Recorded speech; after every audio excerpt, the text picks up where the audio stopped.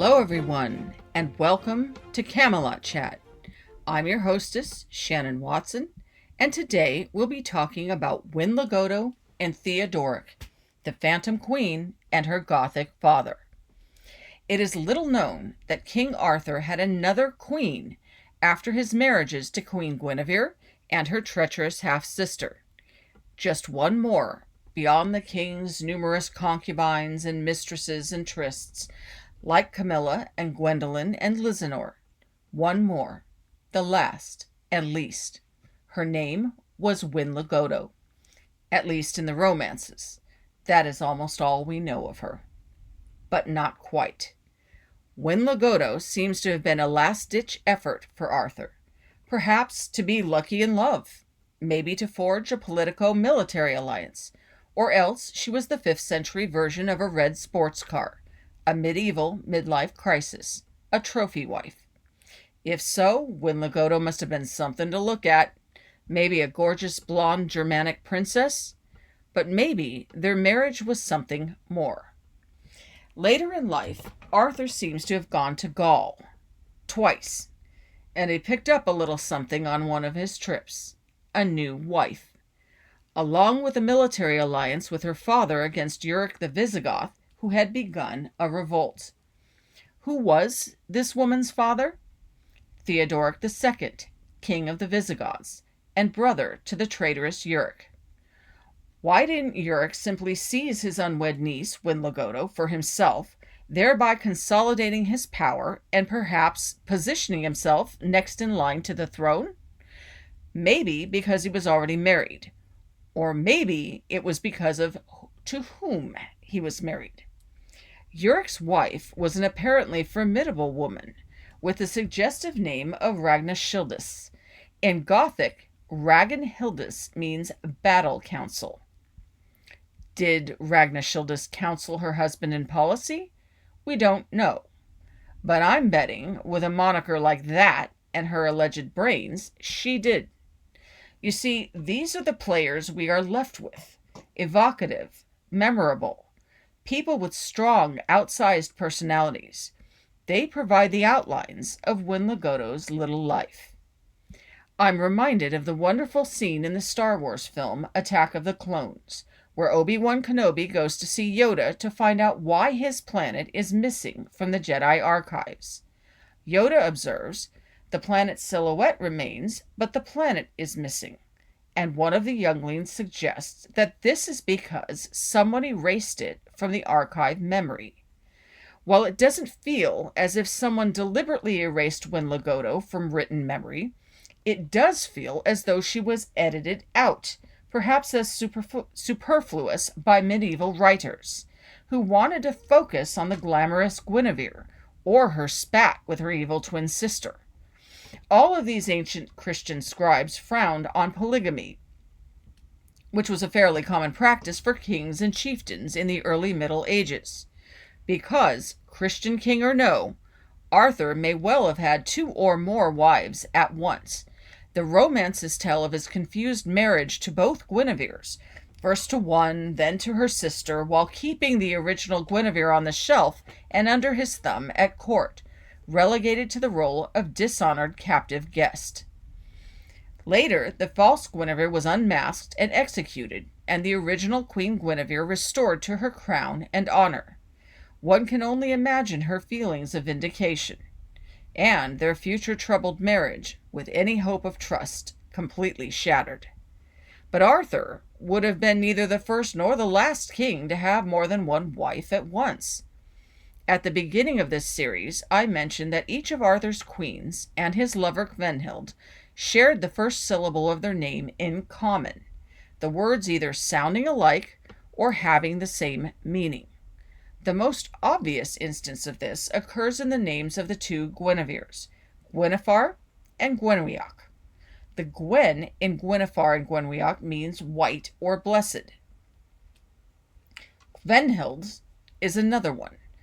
Gwen looks and sounds a lot like Gwen, though the two do not mean the same thing. Gwen in Old English means queen or woman. Let's see how the name Winlogoto fits this pattern.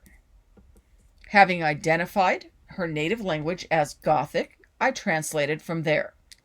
Winlogoto was likely called, in her native tongue, Kino Thogoda, the good woman. This seems like a fairly generic, but hopeful, name for an Aryan Christian royal father to bestow upon his daughter. It also seems likely that once Arthur brought back his newest wife to Britain, her adopted people would have given her a nickname, something like Benigotha, the Gothic queen, to distinguish Winlogoto from Arthur's preceding queens. Kino, queen or woman, and Ben, queen, match well with Quenhild's name. Gothic and Old English are both Germanic languages, so whether or not these are titles or just generic Dark Age female names, it is easy to see how Arthur's succession of queens might have become conflated or confused with one another. And, as a side note, in my series of Arthurian novels, The Annals of Guinevere, I gave Arthur's third wife a Gothic childhood nickname, something that resembled the name Winlogoto and reflected certain of her imagined attributes. Recreating the names of ancient characters from their native, often dead languages is always exciting for me. It's like watching them come back to life. Another exciting thing was discovering that this Winlogoto's father was the famous King Theodoric II of the Visigoths. Theodoric II was the son of Theodoric I of the Visigoths. Theodoric I's first wife, Amalabergia, gave birth to Theodoric and his older sister, whose name does not survive. The second mother of his children, a concubine named Arelicia or Arelieva of the Ostrogoths, gave birth to the illegitimate Euric. And the third wife, Flavia Valiana, bore him a further 4 sons and his youngest child, a daughter. So, what else do we know about Winlogoto's famous family, or the silhouette surrounding the missing planet? For starters, her grandfather, Theodoric I, was an illustrious 5th century ruler. He had various dealings with the Romans. His concubine, Arelieva, was possibly formerly married to another distinguished Theodoric, king of the Ostrogoths. Theodoric I famously clashed with the redoubtable Aetius of Rome, longtime friend of Attila the Hun, and counselor behind the imperial throne. I won't get into all of Theodoric I's celebrity relationships here, except to say that a future Roman emperor, Avitus, lived in his court and tutored his sons for a very long while. It was Avitus who inspired Theodoric II to study the Latin poets. Theodoric I's son, Theodoric II, Winlogoto's father, was also renowned. We know about the court of Theodoric II because a friend and visitor of the king left a detailed description of it in his correspondence. Theodoric II was an Arian Christian, a heretic in the eyes of the Catholic world, but a Christian nonetheless. He came from a line of Visigoths who had comparatively recently settled in what is now France, then Gaul. Winlogoto was born into a family steeped in violence, a family whose women were treated at best as commodities. At worst, well, wait for it. Theodoric II had 2 sisters who would have been aunts to Winlogoto. That said, Winlogoto's relationships with her aunts would have informed her personality from a young age, and their stories are horrific. Theodoric's older sister, whose name has not survived, married Huneric, the son of the Vandal king Guineveres, and a truly appalling man. Huneric is an early example of why some people just should not have authority over others. After the couple had been married for 15 years, from 429 to 444, Huneric, who had ambitions of marrying the emperor's daughter, accused his wife of attempting to poison him, mutilated her as punishment for the trumped-up crime, and sent her nose and ears in a box to her father in Gaul. The poor woman sought sanctuary in an African nunnery until her brother Thorismund, who became king after his father died, summoned her home. Winlogoto's younger aunt also met a sad fate. She ended up marrying another real winner, the Suevic chieftain Reshiar, who had succeeded his father as king of Galicia. By marrying his younger sister to Reshiar, Theodoric II was attempting to forge an alliance with the Suevi. But Reshiar went and mucked it up. Allying with rebels, he raided the Ebro Valley and Zaragoza, forcing Theodoric II to do something about his rogue son-in-law. Consequently, the Visigothic king invaded Spain and went to war against Reshiar and his Suevi. They met in the devastating Battle of Orbigo on October 5th, 456, near the city of Astorga, where Reshiar was wounded. He fled to Oporto. Pursuing him, Theodoric invested the city of Oporto and captured Reshiar, and there he executed his rebellious son-in-law. No one knows what became of Theodoric's widowed younger sister, for she was never heard from again. Another female casualty of a warlike time and people. Then there are the uncles. While one of them, Thorismund, seems to have been a bona fide hero, two of the other 5 sons, Winlogoto's father included, were regicides. You will notice that Thorismund was not the eldest son. Winlogoto's father, Theodoric II, was the eldest son of their father's first wife. Thorismund was born later to his father's second wife, and while he may have been the eldest of her 4 boys, Thorismund was not the firstborn son. Winlogoto's father was. Why did the Visigoths bypass Theodoric II in favor of his younger half-brother by their father's second wife? Let's see. After the death of their father, Theodoric I, in the Battle of Chalons against Attila the Hun in 454 AD, Thorismund led a heroic offensive, first capturing a strategic hill, and then charging down and turning the tide of battle against the Huns. Because of him, the Visigoths won. Such heroism would not have gone unnoticed among such a warlike tribe. It is possible that, just as Thorismund won the Battle of Chalons for his people, his actions won the throne for him. Won it, that is, over the usual choice of eldest son as successor, and leaving his brother Theodoric II out in the cold. One does not have to wonder much about what kind of resentment his people's choice engendered in Winlogoto's father. Thorismund only ruled for 1 year before his brother murdered him and took the throne over his body. Later, the illegitimate middle child, Euric, killed Winlogoto's father in turn.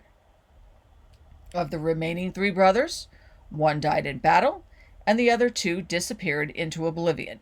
No one knows what happened to them, kind of like their niece, Winlogoto. Which leads us to Winlogoto's meeting with Arthur. In and around spring of the year 466, Ricimer pulled his Roman general Odoacer along with his Visigothic federati out of Gaul and sent them to Italy. At this time, Theodoric II sent to a Briton named Reothimus, inviting him to bring his army to Gaul. Perhaps, with some of his own troops siphoned off by Rome, Theodoric felt he needed a non-Roman ally on the other side of the Channel. Reothimus seems to have been a 5th century Briton chieftain. He is mentioned several times in various correspondence and tallies well with the suggestion that King Arthur conducted 2 military operations in Gaul. It was probably during the first of these that Arthur met and made a match with the daughter of King Theodoric II of the Visigoths. Arthur would return to Gaul for the second time when Euric murdered his father-in-law and took the throne.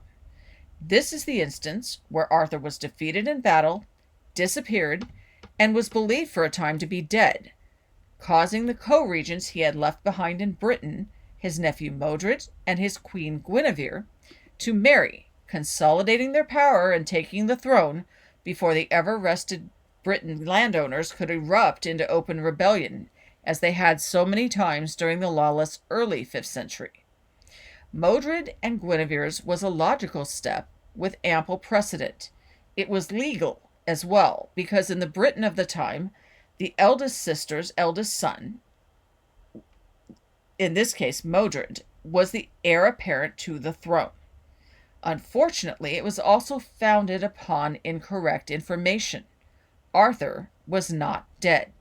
When he returned to Britain to reclaim his throne, chaos and Camelot ensued. The hapless Winlogoto is not heard from after this. And so, Arthur's fourth and final queen was probably lost in the melee. If she was lucky, she survived to join a convent like her unfortunate aunt. If not, maybe Modred's sons killed her. Or else she was taken hostage into the north to serve as the slave or concubine of some barbaric Pict. Who knows? As with so much of Winlogoto's family, it would seem that tragedy ultimately befell her. Her name is almost all that survives of her, except for her glorious and infamous family silhouette, the silhouette of a missing planet, a planet that has gone all but unremarked in the mists of time and space. In next month's podcast, we will be fleshing out one of the villains of the piece, the sinister seneschal Berthollet. Who were the two similar men who filled this role? What does their odd name mean, and what does it have to do with the famous legend of Gawain and the Green Knight? And just what exactly is a seneschal? Find out starting next week on Camelot Chat. If you can't wait for more Arthurian lore till the next episode, you will find my historical fiction novel, The Wanderer and the Wolves, told from the young Queen Guineveres' perspective on Amazon.com. The link is included below. And be sure to check out my author page at shanaveerstudios.com. Until next week, people who read live in many worlds. Books are the surest portals to those worlds. So keep living, keep reading, and keep dreaming till we meet again.